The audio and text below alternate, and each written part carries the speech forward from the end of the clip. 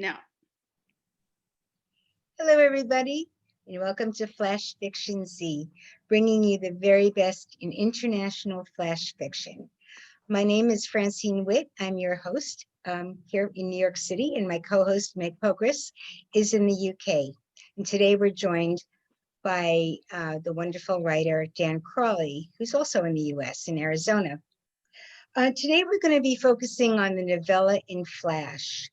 And we'll I'll read from our novellas, and then we'll have a short discussion on the form. So here to get us started, to tell us a little bit about Novellas-in-Flash is my co-host, Meg Pokrass. Thank you, Francine. It's so exciting to have you and Dan here to read from your Novellas-in-Flash tonight.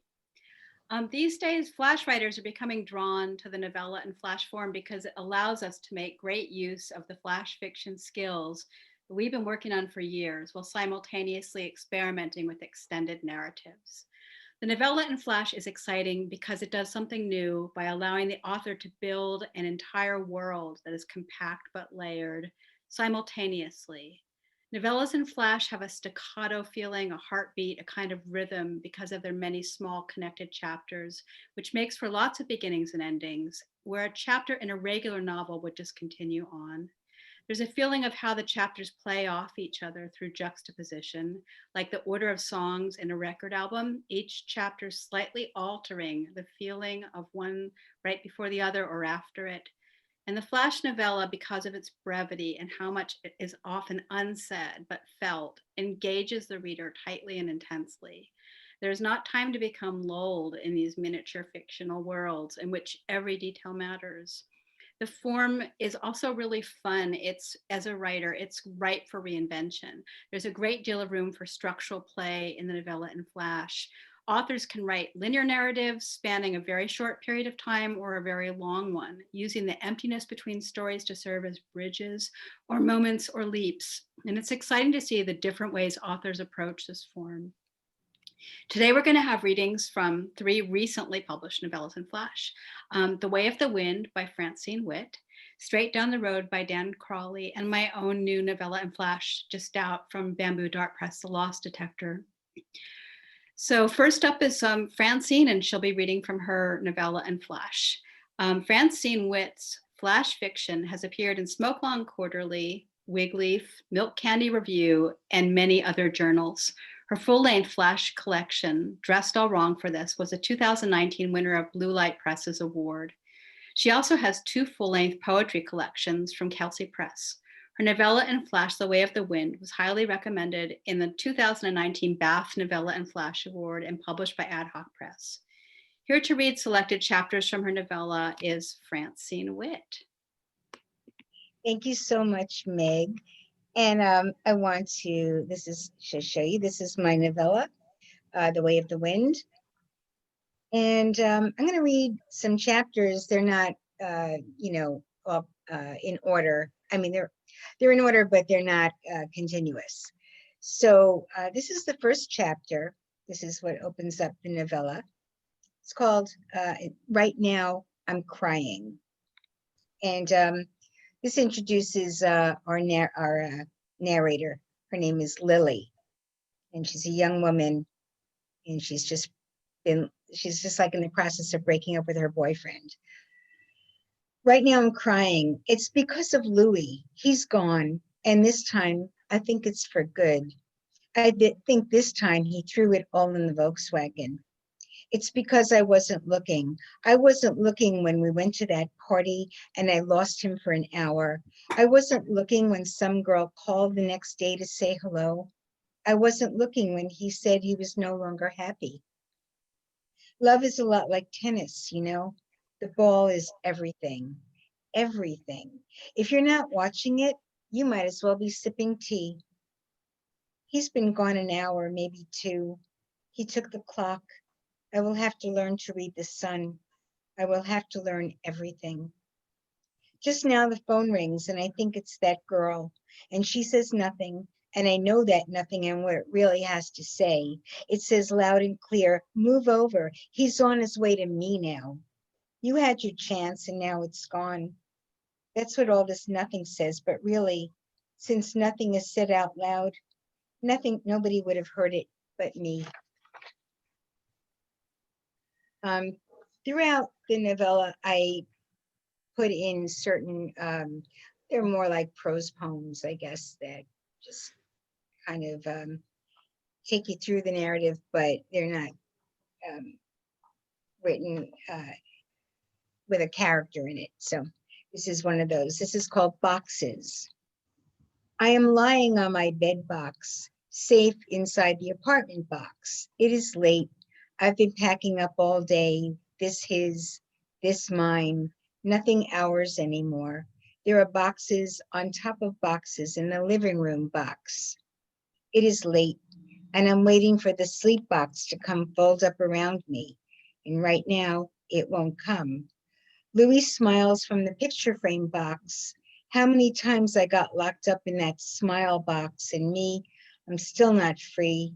Louis, his words in my head box, his touch in my heart box, and me without the key. Later on, she tells us about an episode between her and Louis. Louis' almost baby. That was so long ago, but I remember like it just happened. And it's funny how everything reminds me. I remember being late with my period and how at first I was scared, but then when I thought of it as a fat little Louis baby, it made me happy. Margaret at work knew right away. She with her 6 kids. You look like you swallowed heaven, was what she said. I told Louis that night, made him a dinner of meatloaf and mashed potatoes. When I told him, he said nothing for a long time, poked his fork around the mashed potatoes and said he wasn't ready for no kids. And what was I trying to do anyway? He slammed away from the table and was gone for 3 days. Next morning, Margaret took me to the doctor who had done it for her. I would have had 7 kids, she told me. She hugged me a lot that day and sat with me that night and made me soup and read me the comics. Later that week, Louis came back with flowers and said he was feeling better now, but really what I did was for the best. He put the little bouquet in a vase and we never talked about it again. Later that month, I got my period like always, the blood between my legs blooming like a sickening rose. And Lily is also, there's a subplot about her father who had sort of taken off at some point. My father's hat. When my father left, 6 months later, I found his hat.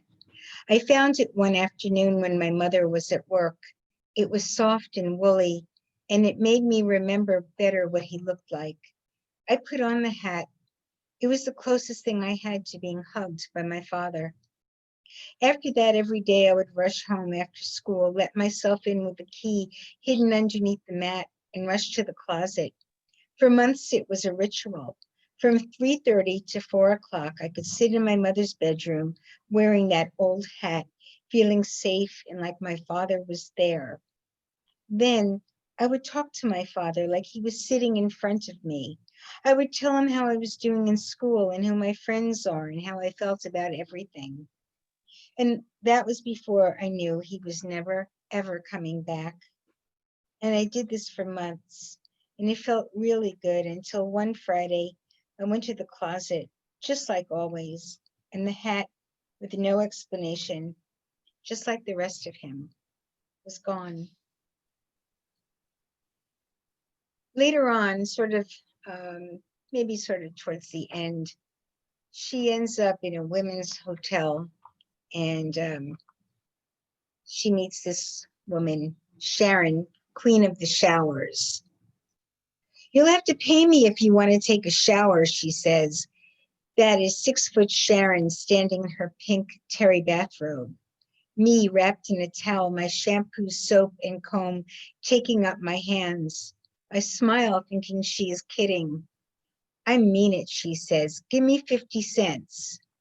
Then room 304 walks by, small, still dressed from the day, maybe a secretary from the looks of it. Leave her alone, Sharon, she says, and then to me, don't mind her. Sharon backs off. 304 says to me in a whisper, she's just like that till you get till you tell her no, like she's a puppy. But it's late and I'm tired and I just want to take a shower, not to have to tell a 6-foot puppy woman to please leave me alone. Sharon walks away and disappears into her room. 304 leans in. She was in a car accident. She had her kids with her that day and all the kids died. She's been in and out of the loony bin. Front desk won't kick her out because they feel sorry for her. But isn't she dangerous, I say? Yeah, 304 says, you'll get used to her. Minutes later, I'm standing in the shower, a tiny stall with a vinyl flowery curtain. There is no place to put my shampoo or soap, so I put them in a corner on the floor. I am in a sea of suds and thoughts when Sharon pulls the curtain back. You still owe me 50 cents, she says. If you like, I will let you run a tab. And the last story I'm going to read is the title story. So this comes somewhere in the middle. It's called The Way of the Wind. I have a theory about the wind. It is God's breath, you know. So when you are walking and you feel it, you should let it take you where it wants you to go. Today before work, it takes me to Louie's house. Even though I am not wearing my pretty red dress, even though I don't have his keychain. But what I don't understand is this. If he is the man I cannot have, why is God pushing me there? Why is the wind? Louis answers the door in his bathrobe. When he sees me, he goes pale as meringue. I can tell by his eyes he's not alone, and I don't mean his mother. Maybe Louis thinks I'm here to make a scene. Maybe I like having him think that. Next thing, his new girl comes out, her hair twisted every which way and her eyes puffy like pillows. Louis tells her I'm no one and go back to bed. Even though it sounds mean, I wish he was saying it to me. He asks, why don't I leave him be? I don't love you anymore. I say, yes, it's just the wind.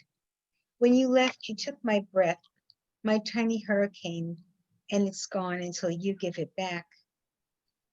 Louis's face kind of softens then, and he says he can't promise anything, but maybe I should come back next week. Then he closes the door and goes back to the girl with the pillowy eyes. I lick my finger and hold it up to the wind. God exhales and tells me what's next. Now I am happy again, so much closer to getting back my breath. I start to walk. I let the wind lead me home. Thank you. Okay, now I'm going to introduce our next reader, Dan Crawley. Dan Crawley is the author of the novella Straight Down the Road from Ad Hoc Fiction 2019. And I should mention, he also got highly recommended that same year with me. And the forthcoming short story collection, The Wind It Swirls, Cowboy Jamboree Press 2021. So we'll look for that. His writing appears or is forthcoming in a number of journals and anthologies, including JMWW, Lost Balloon, Tiny Molecules, and Atticus Review. His work has been nominated for Best Small Fictions, Best of the Net, and the Pushcart Prize. Along with teaching creative writing workshops and literature courses, he is a fiction reader for Little Pawtuxet Review. And ladies and gentlemen, Dan Crawley. Hey, thank you. First of all, so much for inviting me to be a part of this wonderful reading and discussion tonight. I really appreciate that. Here's my book right here. Yay. So I'm going to go ahead and read 4 stories, actually. I'm going to read a smaller one too to finish up. But this story, basically the novella is about a family on probably, one of the worst vacations because of a decision the father makes. So this is toward the beginning of the book. And actually, as far as the stories that I've gotten published, and this is one of the first ones that got published in the wonderful New Flash Fiction Review. They picked this one up, which I'm very, very thankful for. So it's called Let's Play Ball, Cecil. This is when they're visiting places. A boy entered the ball court through the entrance not far from the Pueblo ruins. The only other visitor in the miniature arena was a man wearing a tie-dye t-shirt and orange pants as thin as pajama bottoms. A bright red bandana cinched around the man's brow and his long braid of gray hair. The boy noticed also the man's humongous feet strapped in humongous sandals. Fair to Midland Day, my boy, the man said and waved. After that, he tipped backwards and did not stop. Copper dust lingered around the man's body, now sprawled out on the dirt. The boy laughed. The man's thick fingers, resting on his tie-dyed chest, beckoned the boy to come closer. That crazy rubber ball knocked me clear to last Tuesday, the man said hoarsely, squinting at the sun directly overhead. The boy looked around and said, "What ball?" Then the man pointed over to an area of the low wall that encircled them, built with the same flat sandstone bricks as the nearby dwellings. The boy could see his dad and mom and sisters further up the hill. They snapped one picture after another near a crumbling structure with the tiniest windows notched out of one of its still standing rock walls. Finally, we got out, Cecil. The man's voice was somewhat revived. Airstream's not my home, you'd say. Wait till we escape down the road and play out in the wide open spaces, you'd say. Remember? The man became even more fervent. Here's our chance, Cecil. Go kick the ball. Let's play ball, Cecil. At last the boy said, my name's not Cecil, but he would not give his real name. His mother warned him about this with strangers. The man gazed at the sun and had nothing more to say, but his thick fingers resting on his tie-dyed chest curled and straightened, curled and straightened. So the boy walked slowly along the low wall, scrutinizing the flat stones and dirt and small clumps of scrub. Finally, he kicked hard at the ground, staining the front of his socks, and laughed again. That ball sailed right over you, he called out to the man lying supine on the ground. The boy ran and hopped over one humongous sandal and then cleared the other humongous sandal, the toes of the man as plump as small potatoes. He kicked at the dirt again, and as the dust settled, was there maybe a whisper of the faintest cough? The boy leaned way over, shading the man's tanned face covered in sweat, that now held a fixed grin. The boy whispered that Cecil just got there, that Cecil was kicking the ball. So that was that one. The other one I want to read is an in-between time, the mom finds out about what the dad did. And I don't want to give it too much away in case y'all haven't read the book and you want to go get it. So this story is about that moment afterwards when they're part of their vacation is kind of, this is where it starts getting spoiled. Oops. Okay. This one's called The Story About the Inebriated Bread Truck Driver. Whenever the station wagon pulled up behind a bread truck, or it could have been a milk truck, or some other kind of delivery vehicle in one city or another, the dad would launch into the same story, the only story he told about his childhood. When I was young, like 9 years old, he said pensively, my father sent me out with his delivery drivers to the reservation. I lugged those racks full of bread and pies into one trading post after another, from Luke to Kayenta, from Tuba City to Chinle, Saley. And even at that age, my father expected me to work my hindquarters off for his bakery business. On one trip, I went with the driver who kept taking long pulls from a large silver flask. So by the time we arrived at Second Mesa, the last delivery, this driver informed me that he's inebriated, that he'd roll us off the lonely dirt road into a dry wash or swerve us into a head-on with some other vehicle that might be coming north from Route 66. He told me I had to drive back to Flagstaff. He showed me where to put my feet, how to work the stick and clutch. Now remember, I was younger than Charlotte at the time, and I'd never driven a, hey, I'm almost 13 years old, said Emily, from the second oldest, from the back seat. But I did it, the dad said. I drove cautiously on that uneven road, a dirt trail really, as the sun was going down behind the peaks, and I was barely tall enough to see out the windshield, let alone hang on to that jerky steering wheel as big as the kitchen table at home. When I finally got us to 66, I thought I was going to drift into every pair of headlights zooming toward us. I kept going, though, more than 100 miles. When I pulled up to my father's warehouse well after midnight, he fired that inebriated driver right on the spot. But my father never did mention that I returned one of his trucks without a scratch. This was the moment. The mom would usually say something like, your dad had such a strong work ethic. He's so responsible, even at such a young age, to her children. But today she didn't speak up.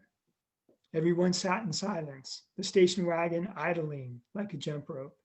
Days ago, she'd given in and sold her wedding rings at a pawn shop in San Francisco. From now on, they would sleep at rest stops to make the money go further for gas and food. Eventually, the mom stared over at the dad. You had it all figured out, right? The dad looked over at her. I didn't figure anything out, he said. He let go of the steering wheel and gripped it again. I got some help, like I said.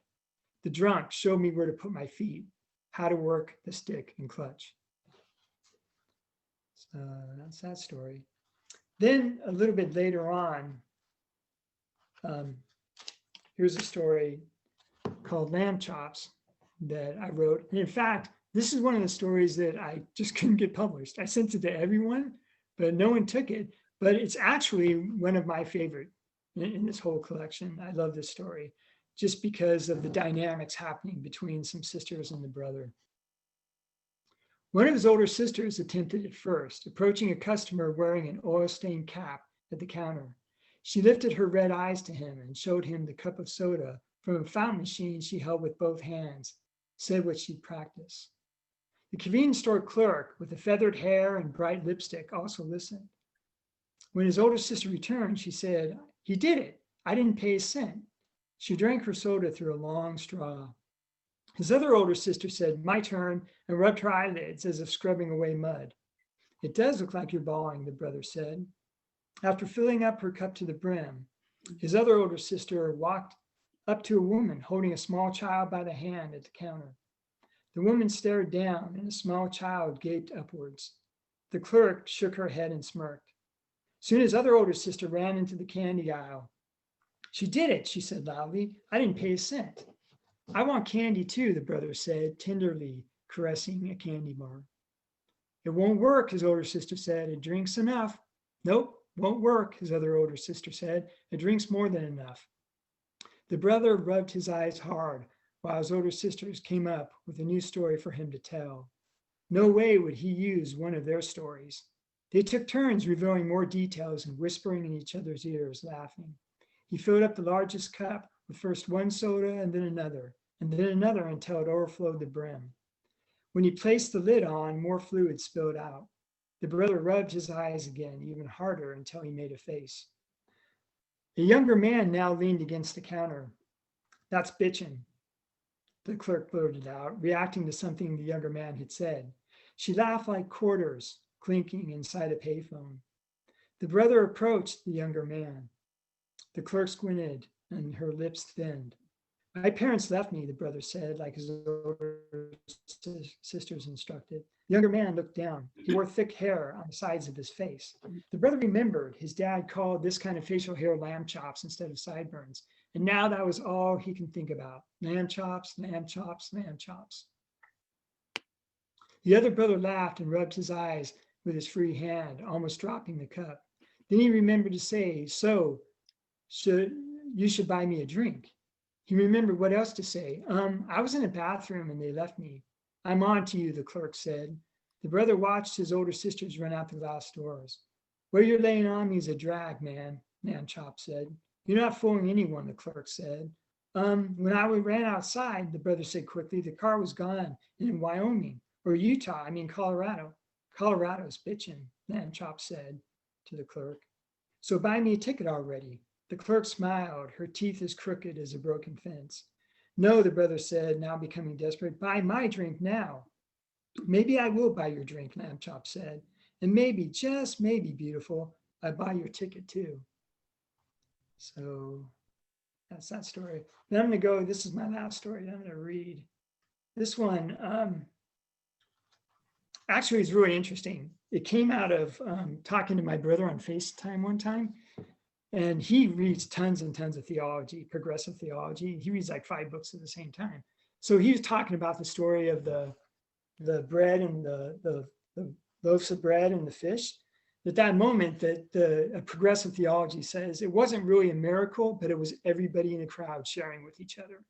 And that's really the whole point of the story. So I thought that's really cool. So I was in the midst of writing this. So I just, this is the fastest thing I ever wrote. Wrote this thing in one night. It's called 5 Sugar Cookies and 2 Pieces of Beef Jerky.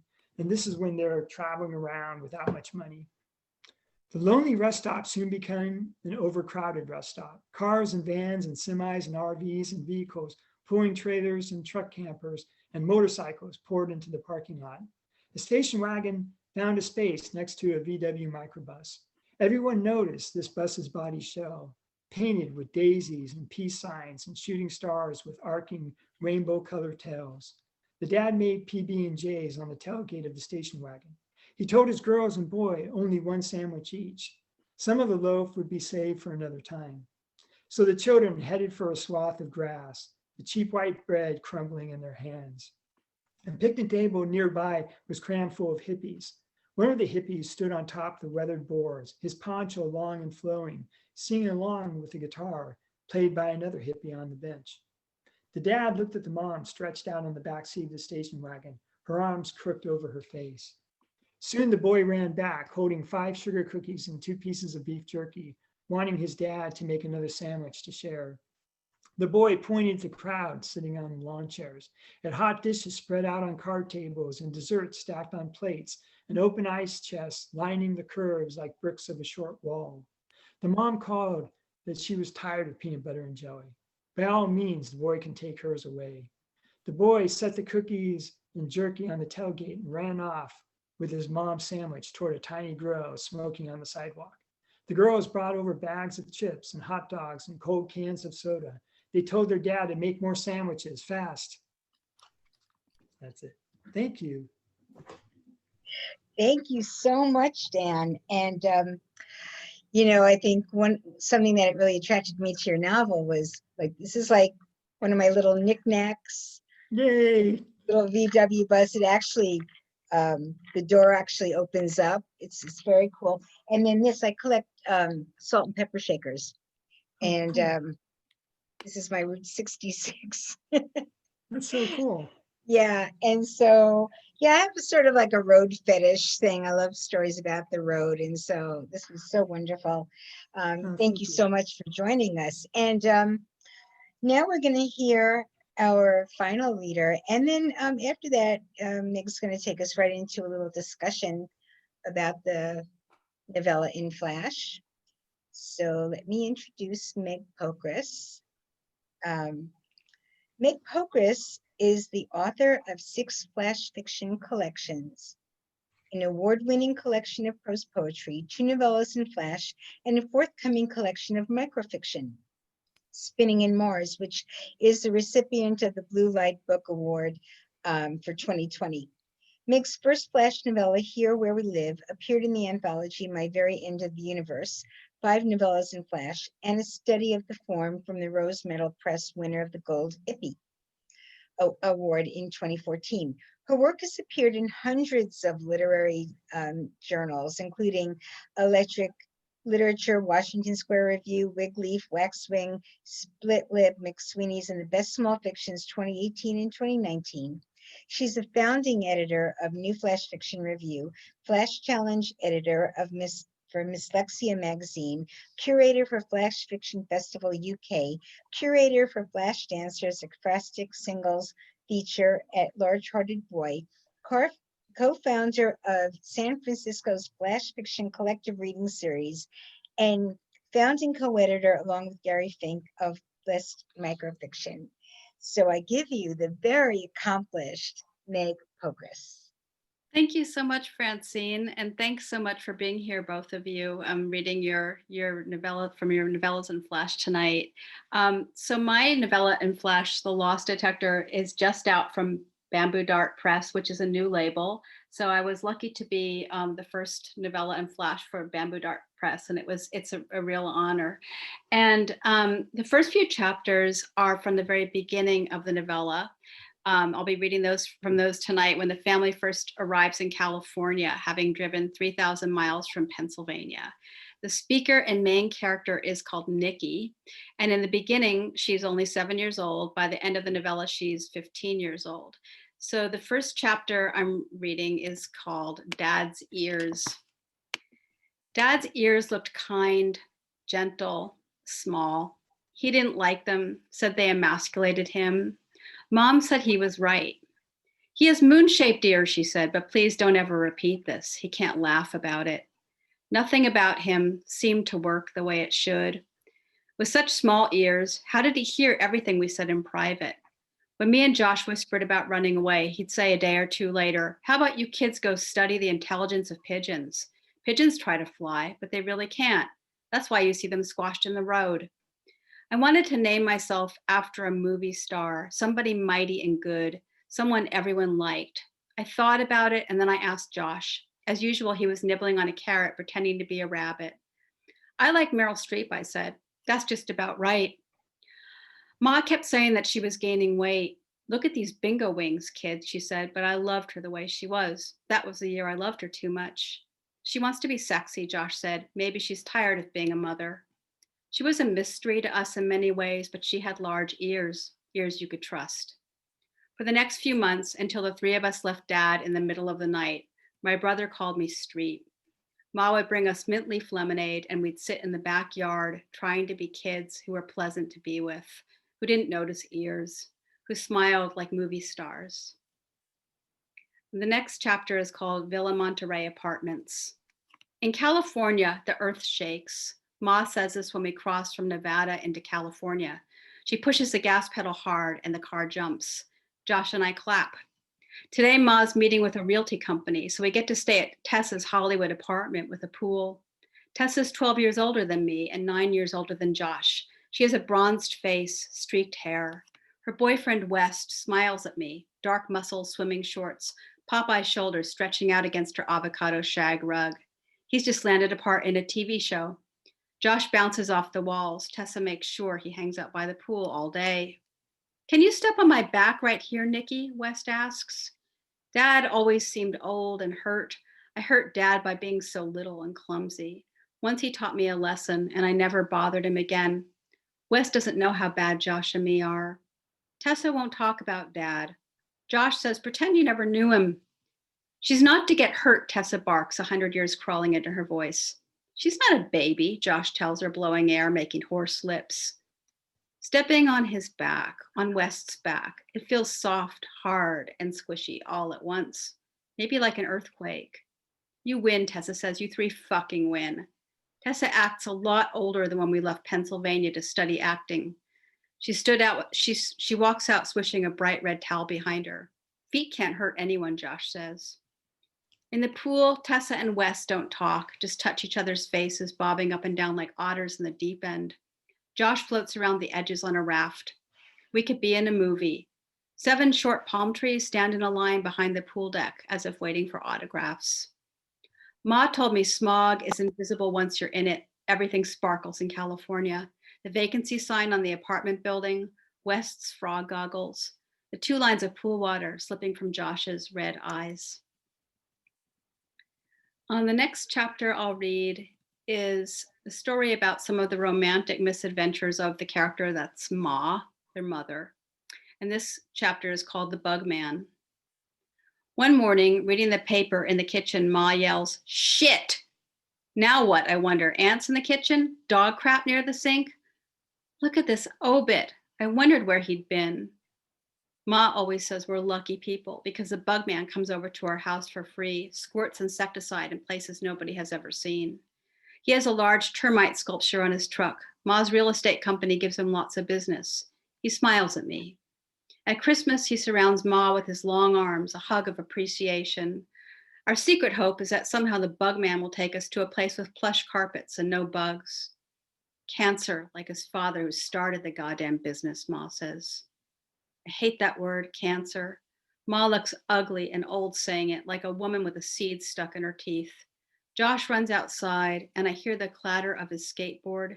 She asked me to clip out his obit, as though he'd belonged to us. The next chapter concerns Nikki's brother Josh, who is getting into a good deal of trouble and feels sort of unnaturally protective of Nikki. And it's called Vampire. Josh says any kid who calls me vampire, especially now that my teeth are fixed, gets punished. They just want you to notice them, he says. Those losers think you're hot. I say, this isn't worth getting pissy over, Josh. You've already been kicked out of 2 schools, so leave it alone. How fucking self-destructive do you want to be? His hands are twisting and untwisting as if he's envisioning some kid's face he's reshaping. The thought of Josh in a physical fight is some kind of comedy. He's brave, but scrawny, sarcastic, not the type for physical confrontation. Slurping noodles at an alarming pace, he practices what he'll say. You're so into Nikki that your poor widow balls are wilting. Your sad little ass dick has died from all that love you give it. God, I say. You call her ugly? Yeah, right, he goes on. So you can make her notice you. So you can make her your spermy little mark. Nikki doesn't see you and you don't like that. Face it, asshole. I felt nauseous. Josh's face was purple. You want her, you can't have her, admit it. You want her to look at you like doom. You love her, everything about her, even her platform shoes that will walk all over your ass. Josh is shaking hard. He wears a turquoise chastity ring. He says he plans to remain faithful, but he doesn't say to who. The ring falls off his skinny finger. I found it dozens of times. He calls me his loss detector and starts shaking. So the next 2 stories take place much later in the novella when the main character is a teenager. And this first teenage story is called Perfecto. Lila invites me to spend the night. I'm trying not to fall asleep on her couch watching the Late Late Show. And finally, she lets me know what happened. She's walking home from school on Thursday, right along Via Esperanza. She hears a horn, turns, and this guy in a car is staring at her asking, "Where's Las Palmas Drive?" She points the other way, but he just keeps on smiling. He probably smiled because Lila has plump movie star lips, 5'4", platform shoes, hair the color of dirty lemons, thick and long, just wavy. Her eyes are green like marbles you don't want to lose. So what happens? I ask. I light up a cigarette from her mother's pack. The living room reeks of cat pee and smoke helps block it out. Lately, I've decided I don't want to smell clean. Then he says his brother will give me a ride home. This she reports like a celebrity, her lips swollen with victory. There seems to be more, and it's waking me up. So what's his name, I ask. Perfecto. She says he gave her a present, runs to get it from her bedroom. As she flies down the hall, her long hair bounces off her butt. She's back, holding a toilet paper wad. She opens it carefully and pinches out a tiny hand-rolled joint. We both stare at it, and Lila begins to laugh. Later, we race into the kitchen to make brownies from a box. As usual, we eat half of the batter raw. Not long after, I get a stomachache and lie down into fetal curl. Later still, chasing each other around the front yard, listening to the neighborhood dogs barking. We're barking back at them, her idea. She says we can trick them into thinking we're dogs. One of them is my Zorro, barking madly from our yard. I can tell it's him by his hoarse, pitiful bark. Occasionally, he howls, which sounds great, like it's finally coming out of the right part of his body. And the last story I'll be reading tonight is called The Big Dipper, which will be published soon in Fractured Literature. The plastic pool is 4 feet deep and came from Target, half off. We can float on our backs in that pool and think, fun times are here, because at least we're not burning hot. Ma and I watch it fill up with hose water. She looks around the backyard, the neglected trees, and says, I've got to call those idiots and make sure they get a gardener. Rotting fruit and dog poop. I'm not going to worry about anything. I'm just going to float on my back, weightless in my bikini. I suck on the flea bite in the crook of my arm. The pool and I will make new friends. I'm getting sick of Lila and Blythe. Difficult. Blythe's head looks like Pinocchio's, a violin prodigy with a modern haircut, short, black, severe, and breasts, adult size, her pride. I don't really have anything up there yet. Ma says not to worry, but I do. Does late development mean small breasts? Ma says no. But she had been the same way. Worth the wait, she says with a wink. In the new pool, I can float on my back in the dark, looking at the stars, my dream. Since there's no one else yet, I invite Lila and Blythe for Saturday. Lila can't come because her family's driving to Oxnard. Blythe says, sure as heck, I'm all about nighttime and pools and stargazing. Show me the Big Dipper, Nikki, Blythe says. I want to make sure I want to know which one it is. She's wearing her bikini bottoms, but her top is on the side of the pool. The pool feels so much smaller with her beside me. I'm glad it was cheap. I miss Lila's cigarettes and Lila. I point up to where I spotted the Big Dipper. Uh-huh, she says, a long bent ladle, right? She looks wet and slick, gleaming womanly breasts. I'm angry at her for taking her top off. Looks like a crooked dick, I say. The pool is a bee cemetery. I scoop 2 up and throw them out. I don't even know what a ladle looks like, I say. All the neighborhood dogs are talking to each other. A bee could be marching down my arm. Something keeps tickling. But you know what a crooked dick looks like, Nikki? Blythe says. Her face is large, or maybe it's the moon. Not exactly, I say, trying to not let my eyes get caught on her chest. But I've seen them, and they all have different shapes. I have a subscription to Playgirl. Ma gave it to me for Christmas instead of a new bike. Nothing seems to freak Ma out as long as she has 2 martinis after work. So, like, whose dick? Blythe asks. I haven't seen that many dicks, but I have. If I tell her I have a subscription to Playgirl, she'll tell everyone. The water gets cooler. The smell of plastic makes things worse. I hope she hasn't peed here, though I would not put it past her. So that's the end of my reading tonight. And I think right now we're going to go into a little talk about how we came to these Novellas-in-Flash and how they started, and have a little discussion about how all this happened, because it's so different in every case, and every Novella-in-Flash is so different. So I was wondering, Dan, I wanted to ask you first, how did you conceive of your Novella-in-Flash? How did it happen for you? Well, for me, around 2007, beginning of 2018, I was noticing this forum starting to pop up, especially over at Ad Hoc Fiction. And then I saw the Bath Flash Fiction Award for Novella-in-Flash. So, after checking out some Novellas-in-Flash, I thought, I'm going to give it a try. And I'd already gotten one story published, Protective Services, in the Argonaut, I think around 2017. And I really liked the characters of this family. And I thought, I want to follow these people and see what's going on. But I really didn't have an idea of what was going to be the thread to carry the story all the way through. And so I wrote some more flashes, thinking about just a family being on a road trip.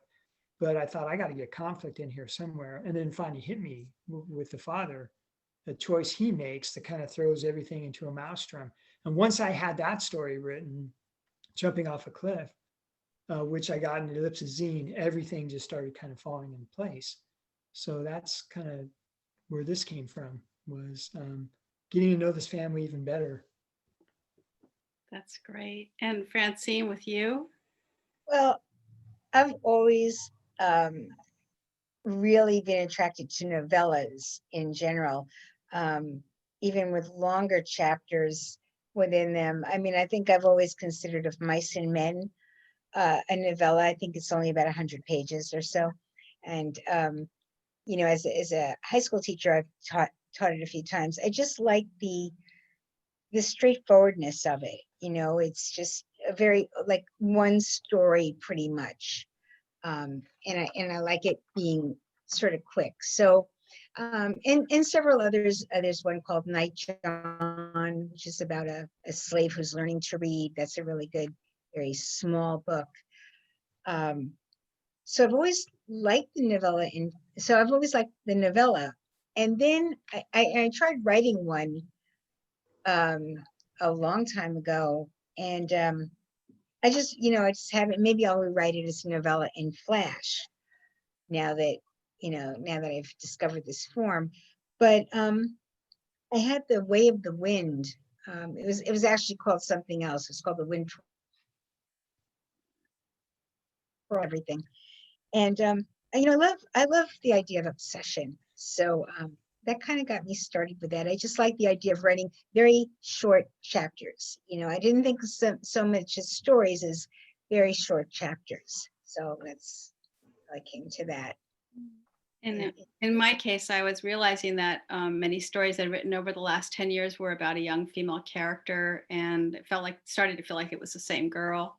And at some point I experimented with making stories part of the same character's experience. So it was, I sort of found stories and then realized they wanted to be explored further as part of the same character's life experience. So for me, it was looking back into what I already had and then writing chapters that I consider to be connective tissue.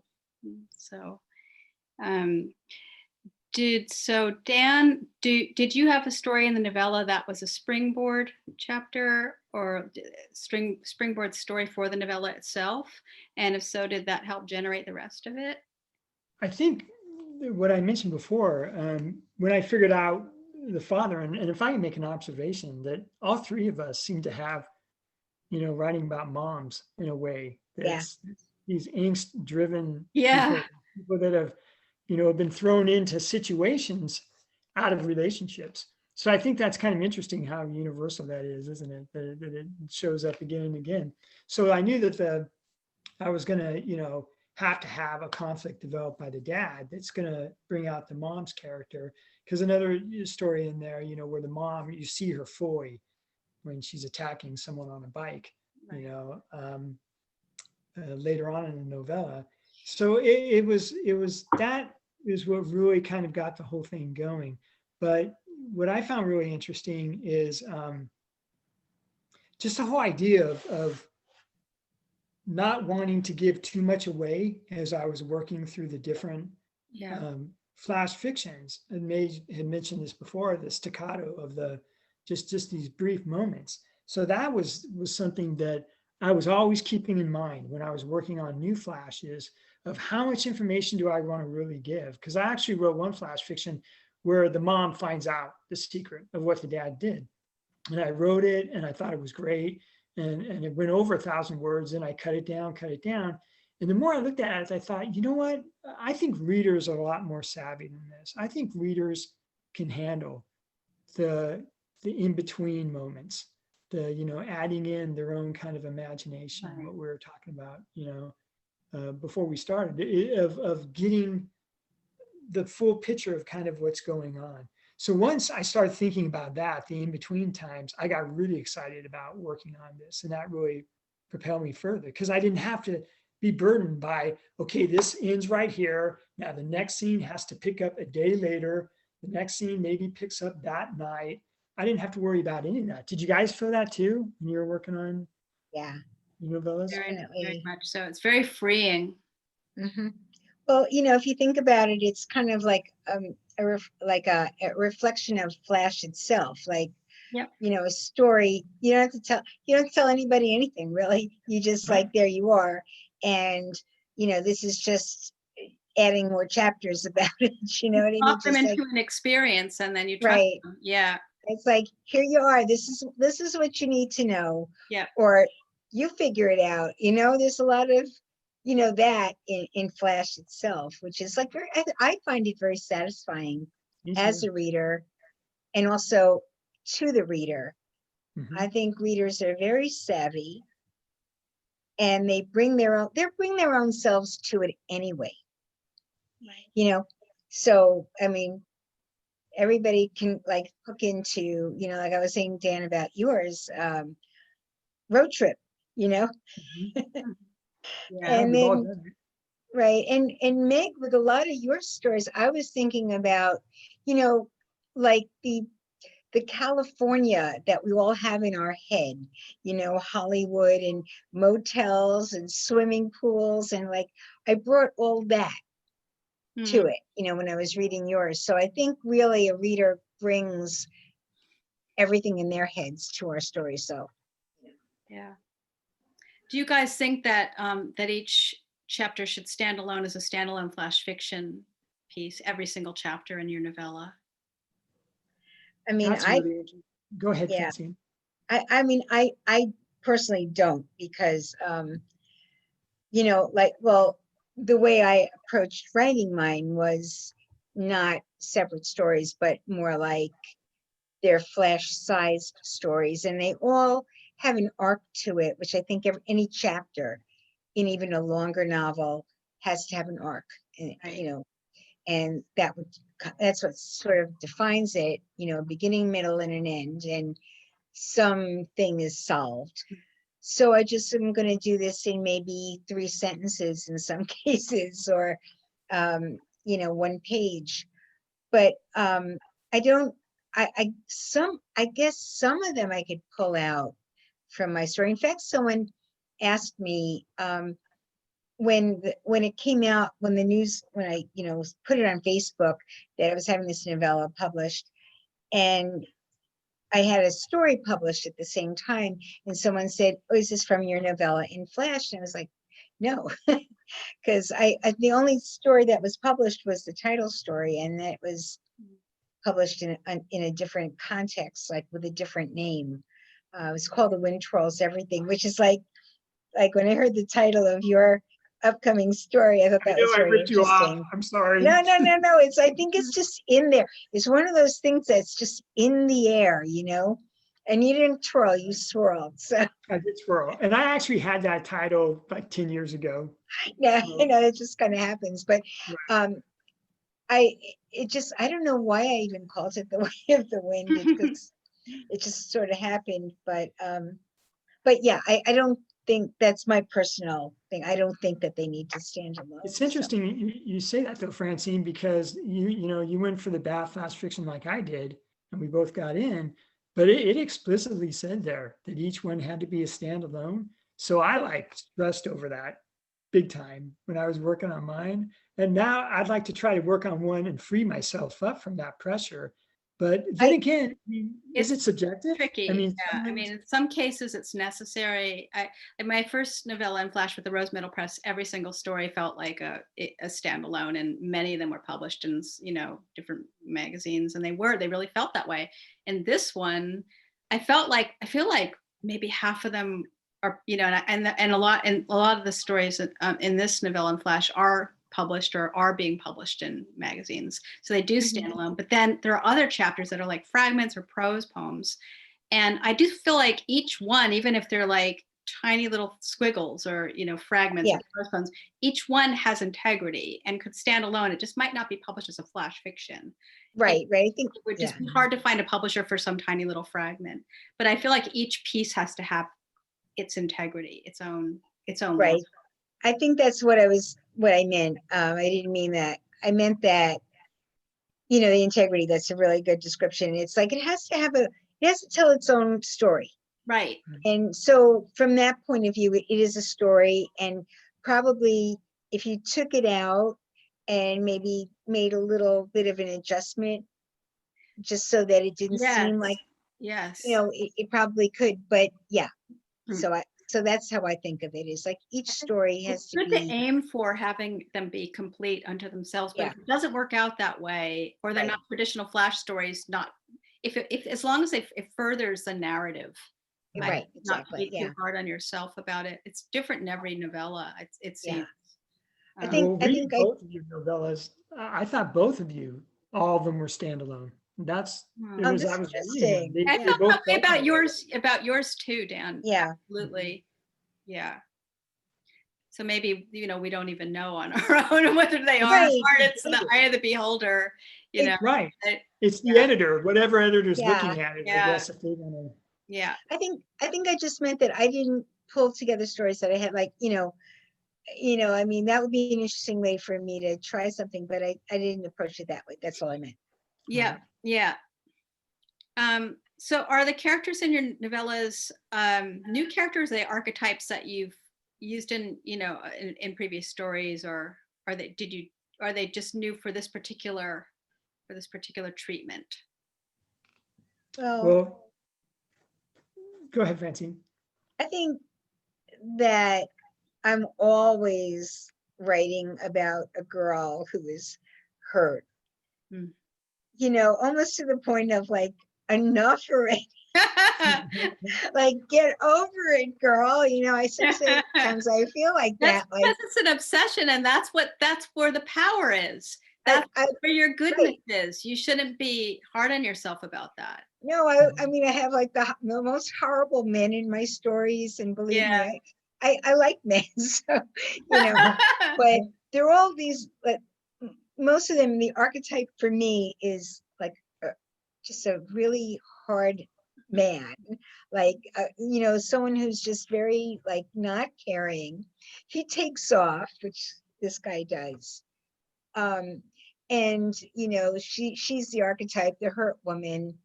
The mother is like the mother, you know, she's like everybody, you know, well, this was like my mother in general, but you know, I think most of us have a similar relationship to our mothers, where we love them, but they drive us crazy, Right. you know.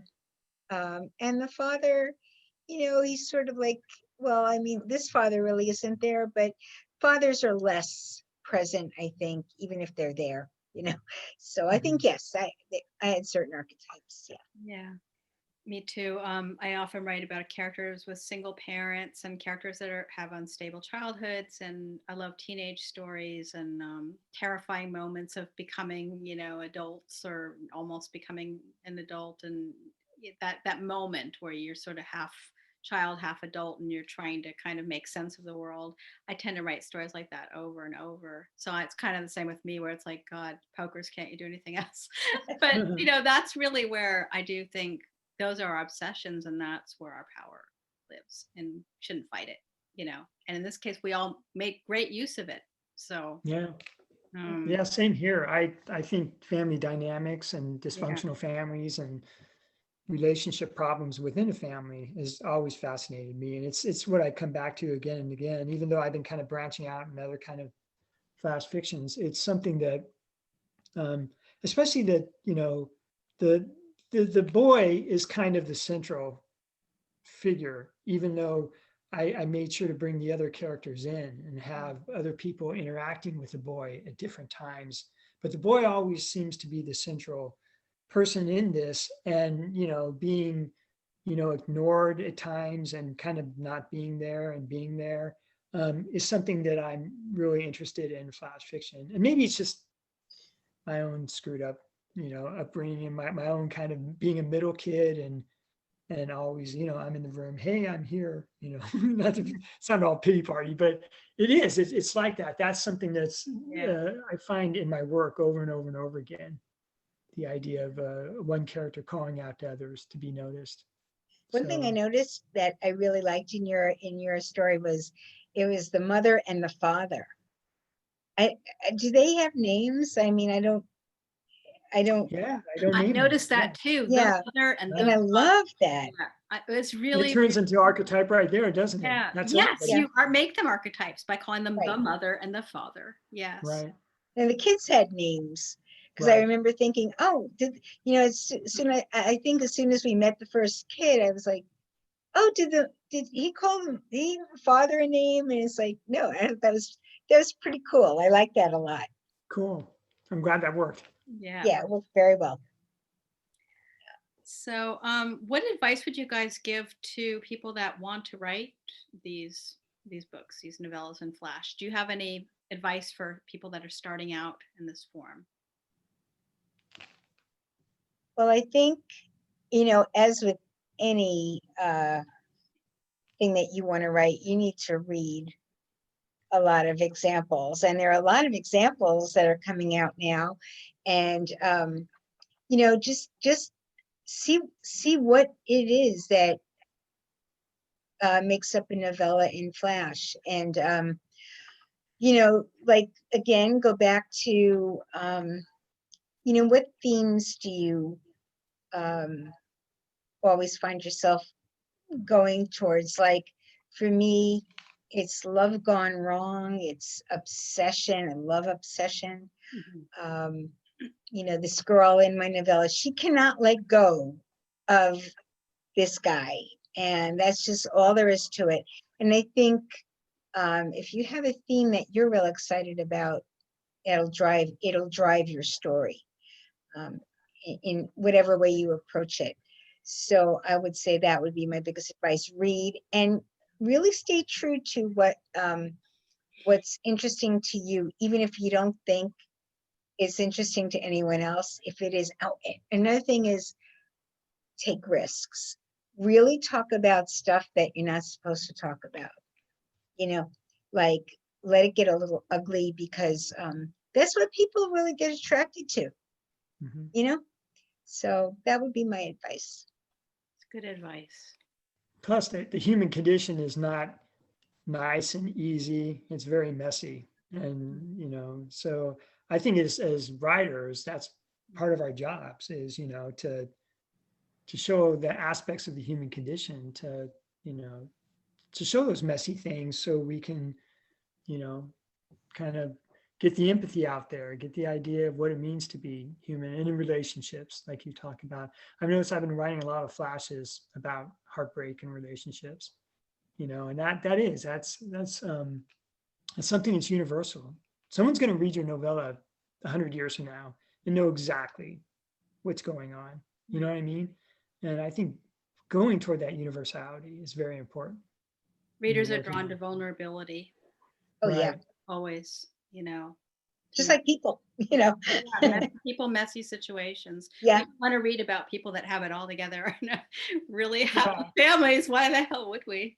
So, yeah.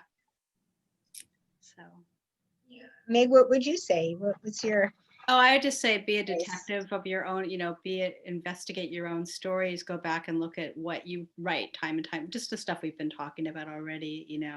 You see themes coming up again and again and characters that maybe feel like the same ones. It's just great to investigate your own archive and go, hey, and if there's something that really is begging to be drawn out and taken more seriously and listened to, those are the pieces that have a lot of magic. So, but I agree That's with what- what you guys have said. Yeah. Everything you're saying, reading, I think is probably the most essential. It's something you see all the time, writers saying, and in the classroom I've said, and I know you probably said in the classroom, Francine, but it really is, true. it's essential. I remember I went to school with some writers who just didn't really like reading and didn't read that much. They just wanted to stay in their own world. And I was like, oh man, when I read something, this probably sounds strange, but when I read a story that is so amazing and it knocks me off my feet, I had that same internal joy as if I'm writing something.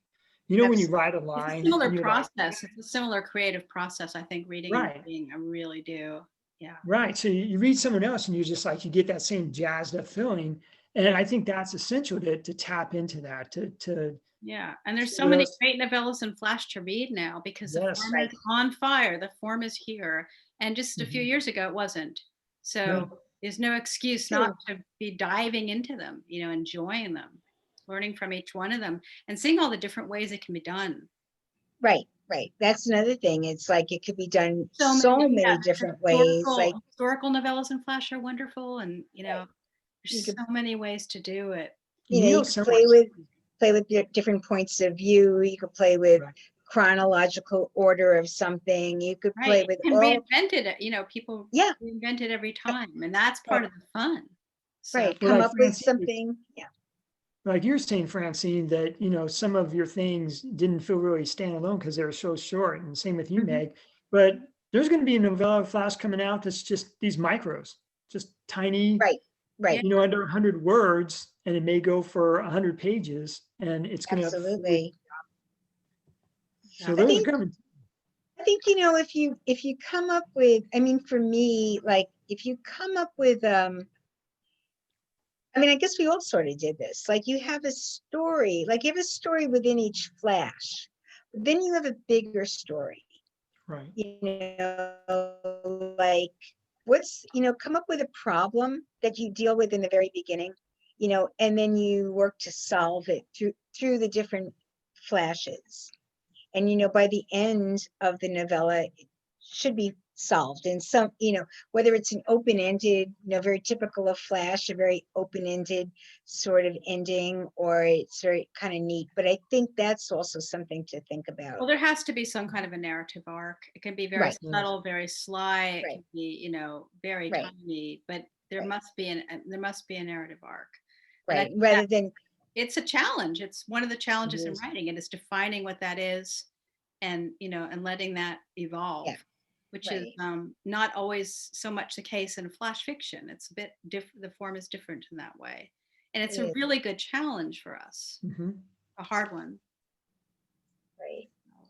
Um, But I think also it's, I'm thinking like if you are the kind of person that's always wanted to write a novel, this is much, it's harder, but it's easier. It's less, oh, yeah. it's easier in the sense of, well, you don't have 300 pages to deal with. I don't think it's harder. I'm sorry, I just can't Well, go there. It's harder just in the sense that Flash could be harder than a longer story. Yes. Well, That I would it's put it got this to do way, more work. right? I would see it as more, I could see myself writing 5 more novellas than trying to start a novel. Me And maybe too. that's just I'm the same. My brain, right, how my brain works, right? that's how my brain works too. Mhm. Well, I have never even tried a novel. It's like I Yeah. salute anyone who's ever tried one, who's Right. ever written one, just because, I just, mostly because I can't keep track of that much and I lose interest. Like Right. I'm very like Yeah, instant your brain's perfect for the gratification. form, for the novella and It- flash form, because it's right, what you're interested in. right, Right. Yeah. right. And it's like, I can edit this. Yeah. But even with this novella, I always think, what happened back in chapter 3 that I have to, go back to? Like, does this make sense? That can get frustrating. Yeah, So I it's a just, mini novel, really. I mean, we're right, going through the same process, but just not right, in as extreme, right. You're not going Yeah. off into Yeah. deep, um, examinations of character and like internal monologues and settings and stuff like that. So You know what's so brilliant, Francine, though, about going back to that maybe second or third chapter, thinking, okay, I'm on the 10th chapter now, is it with the Novellas-in-Flash, it just takes one sentence, exactly. Yeah. throw that one detail in, and that's all you Right. need Right. to It's true. move It's on. true. And that I really like that. I don't want Because, to. and that works because the reader remembers. The reader can, a lot of times the Novellas-in-Flash can be read in one sitting Yes. or two. So you can throw in a detail, like you're saying, in chapter 10 that was brought up in chapter 2, and the reader still remembers what you were talking Right. about. Not that they Right. won't remember if they're reading a novel, but you could, like for me, when I do read a novel, I put it down several times just because of time. And I might forget, or I might not get like a call back, that late in the novel, Right. but you can certainly do it in a Novellas-in-Flash. So any other thoughts or? No, this was This is so much fun. Yeah, Well, really fun. Thanks, you guys. This was really great discussion and great readings. And I hope this helps some of you guys thinking out there, thinking about writing Novellas-in-Flash. And there's lots of opportunities, lots of competitions and all that. So to get you, geared up for. So my novella and Dan's, my novella is The Way of the Wind, Dan Crawley, Straight Down the Road. We're both on Ad Hoc Fiction. If you just go to bookshop.adhoc.com, there's a whole lot of novellas there, and I hope you can examine some of those. And Meg's brand new, hot off the presses novella here, The Lost Detector, right? Yeah. And this is Dan's.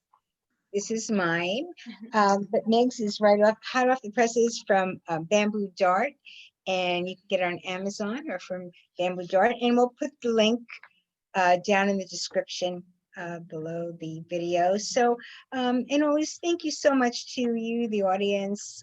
We wouldn't even have any reason to do this if not for you. So we appreciate you, your watching. And thank you. Thank you, Meg Pokrass and Dan Crawley. And I'm Francine Witte for Flash Fiction Z. Thank you. Thanks. Right.